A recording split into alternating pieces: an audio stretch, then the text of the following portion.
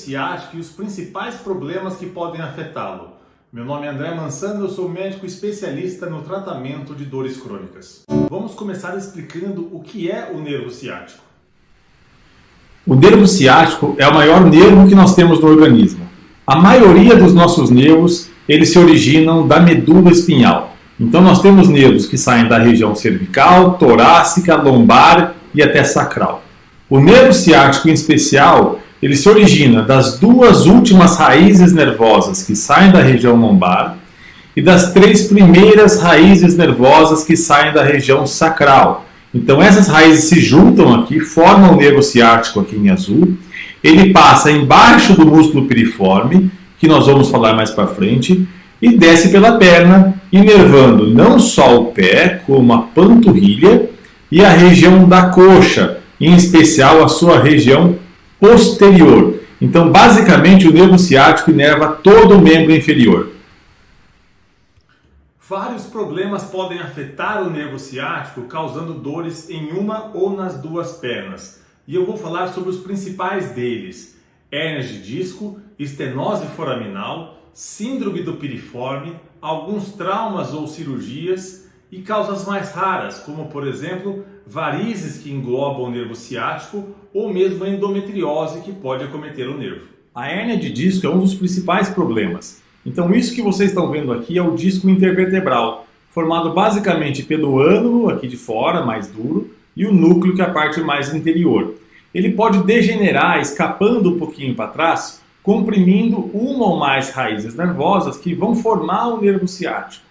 Então o que acontece justamente são fissuras nessa região mais endurecida, que é o ânulo, que vai então permitir a formação dessa hérnia.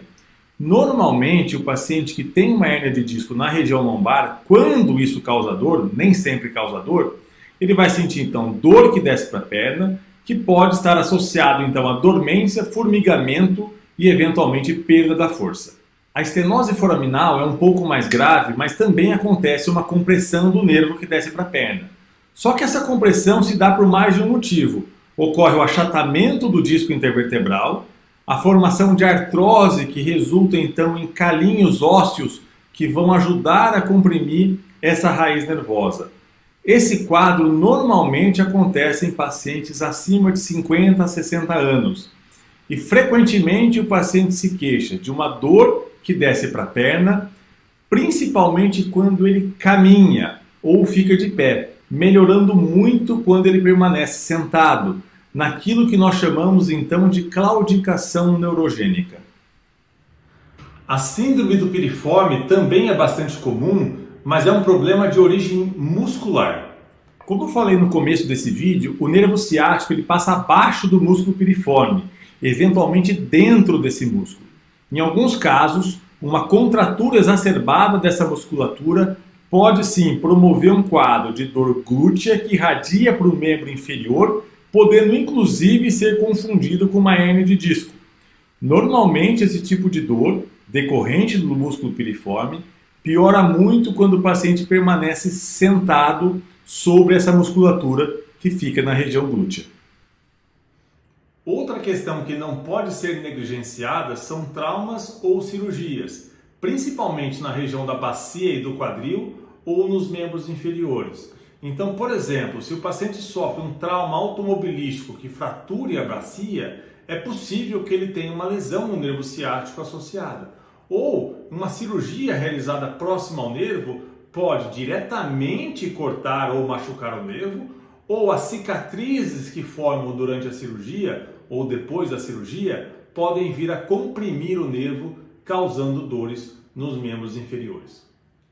E na medicina nós temos a possibilidade de alguns problemas, algumas doenças mais raras. Vou trazer dois exemplos aqui. Ao lado dos nervos correm vasos sanguíneos, isso é obrigatório para a nutrição do nervo, tá? Esses vasos sanguíneos podem sofrer com varizes, como acontece nas pernas, aquelas varizes mais calibrosas. E isso pode, embora raramente, ajudar a comprimir o nervo.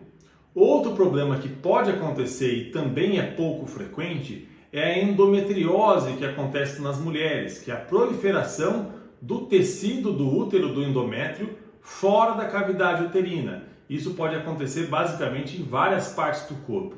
Em casos mais raros, esses endometriomas, ou seja, esse pedaço de endométrio que está fora do útero, pode envolver o nervo ciático. E aí a mulher pode ter dor na perna, principalmente relacionado ao período menstrual. O diagnóstico desses problemas relacionados ao nervo ciático, obviamente que é muito importante, porque isso vai ditar o tratamento.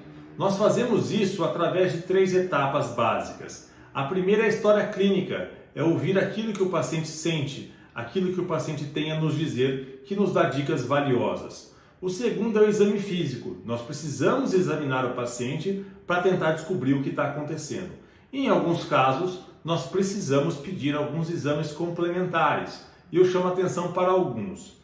A eletroneuromiografia ajuda a medir então a condutividade elétrica dos nervos que descem pela perna, incluindo o nervo ciático. A ressonância nuclear magnética pode nos ajudar, por exemplo, a detectar uma eventual hérnia de disco, que pode, não obrigatoriamente, estar causando problema no ciático. Em alguns casos, uma ultrassonografia dos nervos que descem pela perna também pode ajudar bastante.